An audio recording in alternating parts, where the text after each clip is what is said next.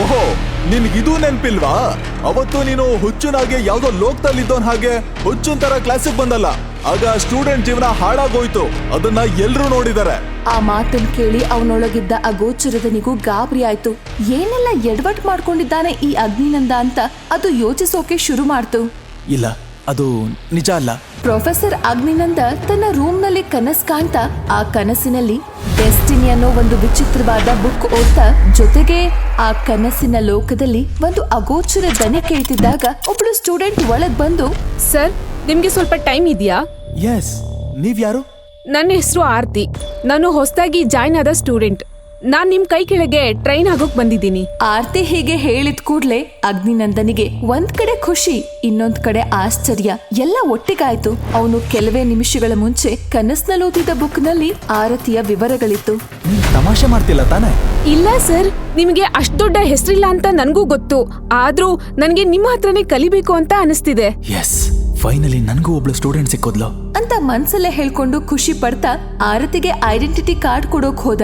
ಅವಳು ಅದನ್ನ ಈಸ್ಕೊಳ್ಳೋಕೆ ಕೈ ಚಾಚಿದ ತಕ್ಷಣ ತನ್ನ ಹತ್ರ ಇದ್ದ ಮ್ಯಾಜಿಕ್ ಕತ್ತಿಯಿಂದ ಆರ್ತಿ ಕೈ ಹಿಡ್ಕೊಂಡು ಕುಯ್ದೇ ಬಿಟ್ಟ.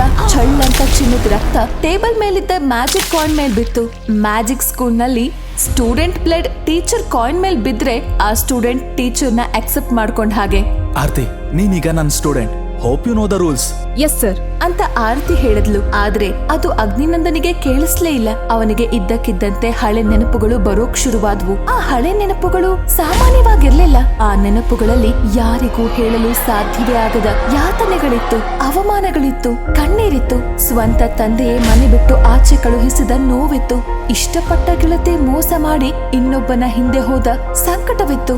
ಇದೆಲ್ಲದ್ರಿಂದ ಅಗ್ನಿನಂದನಿಗೆ ಬದುಕೆ ಬೇಡ ಅನಿಸ್ಬಿಟ್ಟಿತ್ತು. ಆದ್ರೆ ವಿಧಿ ಅವನನ್ನ ಈ ಮ್ಯಾಜಿಕ್ ಸ್ಕೂಲ್ ಕರೆತಂದಿತ್ತು. ಅಗ್ನಿನಂದ ಹಳೆ ನೆನಪುಗಳಲ್ಲಿ ಮುಳುಗಿದ್ದ. ಸುಮಾರು ಹೊತ್ತಾದ್ಮೇಲೆ ಆರ್ತಿ, ಸರ್, ನನ್ನಿಂದ ಏನಾದ್ರೂ ತಪ್ಪಾಯ್ತಾ? ನೋ, ನಾನ್ ನಿನ್ಗೆ ಏನೆಲ್ಲ ಕಲಿಸ್ಬೋದು ಅಂತ ಯೋಚನೆ ಮಾಡ್ತಿದ್ದೆ. ನಿಜ ಹೇಳ್ತೀನಿ, ಎಲ್ರು ನಿಮ್ಮನ್ನ ಟೀಚರ್ ಆಗಿ ತಗೋಬೇಡ ಅಂದ್ರು. ಆದ್ರೂ ನನಗೆ ನಿಮ್ ಮೇಲೆ ತುಂಬಾ ನಂಬಿಕೆ ಇದೆ. ಥ್ಯಾಂಕ್ ಯು ಆರ್ತಿ. ಅಗ್ನಿನಂದನ ಮುಖದಲ್ಲಿ ನಗು ಮೂಡ್ತು. ಅವನು ಆರ್ತಿಗೆ ಐಡಿ ಕಾರ್ಡ್ ಕೊಟ್ಟ. ನಂತರ ಊಟದ ಸಮಯವಾದ್ರಿಂದ ಅವಳನ್ನ ಕ್ಯಾಂಟೀನ್ಗೆ ಕರ್ಕೊಂಡ್ ಹೋದ. ಅಲ್ಲಿ ಬೇರೆ ವಿದ್ಯಾರ್ಥಿಗಳು ಮತ್ತು ಶಿಕ್ಷಕರು ಊಟ ಮಾಡ್ತಿದ್ರು. ಅಗ್ನಿನಂದ ಅಲ್ಲಿ ಹೋದ ಕೂಡ್ಲೆ ಎಲ್ರು ಅವನನ್ನ ತಾತ್ಸಾರದಿಂದ ನೋಡಿದ್ರು. ಬಂದ ಮಿಸ್ಟರ್ ಝೀರೋ ಅಂತ ಗುಸುಗುಸು ಮಾತಾಡ್ತಿದ್ದು ಅವನ್ ಕಿವಿಗ್ ಬಿತ್ತು. ಅದ್ರ ಬಗ್ಗೆ ಯೋಚಿಸಿದ ಅಗ್ನಿನಂದ ಖಾಲಿ ಇದ್ದ ಟೇಬಲ್ ನಲ್ಲಿ ಆರ್ತಿ ಜೊತೆ ಊಟಕ್ಕೆ ಕೂತ. ಆಗ ಅಲ್ಲಿಗೆ ವಿಷ್ಣು ಅನ್ನೋ ಶಿಕ್ಷಕ ಬಂದ. ಮ್ಯಾಜಿಕ್ ಸ್ಕೂಲ್ ನಲ್ಲಿ ಅಗ್ನಿನ ದ್ವೇಷ ಮಾಡ್ತಿದ್ದೋರಲ್ಲಿ ವಿಷ್ಣು ಕೂಡ ಒಬ್ಬ. ಅವನು ಇವತ್ತು ತನ್ನ ಹತ್ರ ಹೊಸದಾಗಿ ಸೇರ್ಕೊಂಡ ಸ್ಟೂಡೆಂಟ್ಸ್ ನ ಕರ್ಕೊಂಡು ಕ್ಯಾಂಟೀನ್ಗೆ ಬಂದಿದ್ದ. ಅಗ್ನಿನ ನೋಡಿದ ವಿಷ್ಣು ತನ್ನ ಸ್ಟೂಡೆಂಟ್ಸ್ ಗೆ ಹೇಳ್ದ, ನೋಡಿ, ಇವನೇ ಅಗ್ನಿನಂದ. ಇಲ್ಲಿ ಅವನನ್ನ ಮಿಸ್ಟರ್ ಝೀರೋ ಅಂತ ಕರೀತಾರೆ. ಯಾವುದೇ ಎಲಿಜಿಬಿಲಿಟಿ ಟೆಸ್ಟ್ ಇರ್ಲಿ, ಎಕ್ಸಾಮ್ ಇರ್ಲಿ, ಎಲ್ಲಾದ್ರಲ್ಲೂ ಇವನ್ ಝೀರೋನೇ. Mister Vishnu, mind your tongue. ನೀವಿಲ್ಲಿ ನನ್ನ ಬಗ್ಗೆ ಯೋಚನೆ ಮಾಡೋ ಅವಶ್ಯಕತೆ ಇಲ್ಲ. ದಯವಿಟ್ಟು ನಿಮ್ ಕೆಲಸ ನೀವು ಮಾಡ್ಕೊಳ್ಳಿ. ಅಗ್ನಿನಂದ ಹೀಗ್ ಹೇಳ್ದಾಗ ಅದಕ್ ವಿಷ್ಣು ಸಿಟ್ಟಿನಿಂದ ಇನ್ನೇನೋ ಹೇಳ್ದ. ಆದ್ರೆ ಅದು ಅಗ್ನಿನಂದನಿಗೆ ಸರಿಯಾಗಿ ಕೇಳಿಸ್ಲಿಲ್ಲ. ಜೊತೆಗೆ ಅವನಿಗೆ ಕಣ್ಮುಂದೆ ಇರೋದೆಲ್ಲ ಮಾಯವಾಗಿ ಯಾವುದೋ ಲೋಕದೊಳಗೆ ಹೋದಂತೆ ಆಯ್ತು. ಅಲ್ಲೊಂದು ದೊಡ್ಡ ಲೈಬ್ರರಿ. ಆ ಲೈಬ್ರರಿಯಲ್ಲೊಂದು ವಿಶೇಷವಾದ ಪುಸ್ತಕ, ಜೊತೆಗೆ ಒಂದು ಅಗೋಚರ ದನಿ. ಅಗ್ನಿನಂದ, ನಾನು ನಿನ್ ಜೊತೆ ಇದ್ದೀನಿ, ನಿನ್ನೆ ಹಿಂಬಾಲಿಸ್ತಿದ್ದೀನಿ ಅಂತ ಅದು ಹೇಳ್ತಾ ಇತ್ತು. ಅಗ್ನಿನಂದನಿಗೆ ಏನು ಅರ್ಥವಾಗಲಿಲ್ಲ. ಈಗ ಯಾರೋ ಅಗ್ನಿನಂದನ ಕೈ ಹಿಡಿದು ಎಳೆದ್ರು. ಆಗ ಅವನು ಕಂಡುಟ್ಟ ಅವನನ್ನ ಹಿಂಬಾಲಿಸ್ತಿದ್ದ ದನಿ ಈಗ ಅವನೊಳಗೆ ಸೇರಿತ್ತು. ಅವನ ಕೈ ಹಿಡಿದು ಎಳೆದಿದ್ದ ಆರ್ತಿ, ಯಾಕ್ ಸರ್ ಸುಮ್ನೆ ಇದ್ದೀರಾ? ನೀವು ಇವ್ರಿಗೆಲ್ಲ ಆನ್ಸರ್ ಮಾಡಿ ಅಂತ ಹೇಳಿದಾಗ ಅವನು ಒಮ್ಮೆ ಸುತ್ತಲೂ ಕಣ್ಣಾಡಿಸ್ದ. ಆ ಅಗೋಚರದನೆ ಅವನಲ್ಲಿ ಸೇರಿದ್ರಿಂದ ಅವನಿಗೆ ತಕ್ಷಣ ಅಲ್ಲಿದ್ದ ಯಾರೂ ಗುರುತು ಸಿಗ್ಲಿಲ್ಲ. ಅವನು ನಡುಗೋ ದನಿಯಲ್ಲಿ, ಯಾರ್ ನೀವೆಲ್ಲ ಅಂತ ಕೇಳ್ದ. ಏನೋ ನಿನಗೆ ನನ್ ಗುರ್ತ್ ಸಿಕ್ತಿಲ್ವಾ? ನೀನು ಮೊದ್ಲೇ ಲೂಸ್ ಅಂತ ಎಲ್ರಿಗೂ ಗೊತ್ತು. ಈಗ ನೆನ್ಪಿನ ಶಕ್ತಿನೂ ಕಳ್ಕೊಂಡಿದ್ಯಾ? ಆರ್ತಿ, ನೀನು ಇಂಥವನ್ ಕೆಳಗಡೆ ಪ್ರಾಕ್ಟೀಸ್ ಮಾಡ್ತಿದ್ಯಾ? ನನ್ನ ಹತ್ರ 12 ಸ್ಟೂಡೆಂಟ್ಸ್ ಇದ್ದಾರೆ. ಇವರು ಯಾವತ್ತೂ ನನ್ನ ಬಿಟ್ಟು ಹೋಗಲ್ಲ. ಆದ್ರೆ ಇವನು ಹುಚ್ಚುಚ್ಚಾಗಿ ಆಡ್ತಾನೆ ಅಂತ ಎಲ್ಲ ಸ್ಟೂಡೆಂಟ್ಸ್ ಇವನನ್ನ ಬಿಟ್ಟು ಹೋದ್ರು. ಈಗ ಅಗ್ನಿನಂದನಿಗೆ ಸ್ವಲ್ಪ ವಾಸ್ತವದ ಅರಿವಾಯ್ತು. ನನ್ನ ಹೊಸ ಸ್ಟೂಡೆಂಟ್ ಜೊತೆ ನಿಮ್ಗೆ ಏನ್ ಮಾತು? ನೀನು ಸ್ಟೂಡೆಂಟ್ ನ ಹೇಗ್ ಪಡ್ಕೊಂಡೆ? ನನಗ್ ಗೊತ್ತು. ನೀನ್ ಏನೋ ಕಿತಾಪತಿ ಮಾಡಿದ್ಯಾ. ಇಲ್ಲ ಅಂದ್ರೆ ಯಾವ ಸ್ಟೂಡೆಂಟು ನಿನ್ ಹತ್ರ ಬರಲ್ಲ. ಹಾಗೆಲ್ಲ ಮಾತಾಡ್ಬೇಡಿ. ಅಗ್ನಿ ಸರ್ನ ನಾನೇ ಸೆಲೆಕ್ಟ್ ಮಾಡ್ಕೊಂಡಿದ್ದು. ನೀನು ತಪ್ಪು ಮಾಡ್ತಿದ್ಯಾ. ಇವನಿಂದ ನೀವೇನು ಕಲಿಯೋದಕ್ ಸಾಧ್ಯ ಇಲ್ಲ.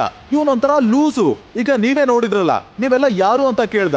ಈ ಮಾತುಗಳನ್ನೆಲ್ಲ ಕೇಳಿಸ್ಕೊಂಡ ಅಗ್ನಿನಂದನಿಗೂ ಒಂಥರ ಗೊಂದಲವಾಗ್ತಿತ್ತು. ಹೌದು, ಏನಾಗ್ತಿದೆ ನನಗೆ ಅಂತೆಲ್ಲ ಯೋಚಿಸ್ದ. ಆದ್ರೆ ಅವನೊಳಗಿದ್ದ ಅಗೋಚರ ದನಿ ಮಾತ್ರ ಎಲ್ಲವನ್ನೂ ಗಮನಿಸ್ತಾ ಅರ್ಥ ಮಾಡಿಕೊಳ್ಳಲು ನೋಡ್ತಾ ಇತ್ತು. ಸರ್ ಅವ್ರ ಮಾತುಗಳನ್ನ ಕೇಳ್ಬೇಡಿ, ನಡೀರಿ ಹೋಗೋಣ. ಎಸ್ ಹೋಗೋಣ. ನಾನ್ ನಿನ್ಗೆ 1 ವಾರ ಟೈಮ್ ಕೊಡ್ತೀನಿ. ನಿನ್ ಸ್ಟೂಡೆಂಟ್ಸ್ ನನ್ನ ಹತ್ರ ಕಳ್ಸು, ಇಲ್ಲ ಅಂದ್ರೆ ಅಂತ ಹೇಳಿ ವಿಷ್ಣು ಮತ್ತು ಸ್ಟೂಡೆಂಟ್ಸ್ ಹೊರಟು ಹೋಗ್ತಾರೆ. ಅಗ್ನಿನಂದ ಗೊಂದಲದಲ್ಲಿ ಅಲ್ಲೇ ನಿಂತಿರ್ತಾನೆ. ಸರ್ ಅವ್ರ ಮಾತುಗಳನ್ನ ಇಗ್ನೋರ್ ಮಾಡಿ, ನನಗೆ ಎಲ್ಲ ವಿಷಯ ಗೊತ್ತಿದೆ. ನಿನ್ಗೇನ್ ಗೊತ್ತು? ಏನು ಇಲ್ಲ ಸರ್. ಏನಾಗಿದೆ ನನಗೆ? ನಾನು ಇದ್ದಕ್ಕಿದ್ದಂತೆ ಯಾವುದೋ ಲೋಕಕ್ಕೆ ಹೋಗೋದು ಹೇಗೆ? ಅಲ್ಲಿ ಕಾಣೋ ಬುಕ್ ಯಾವುದು?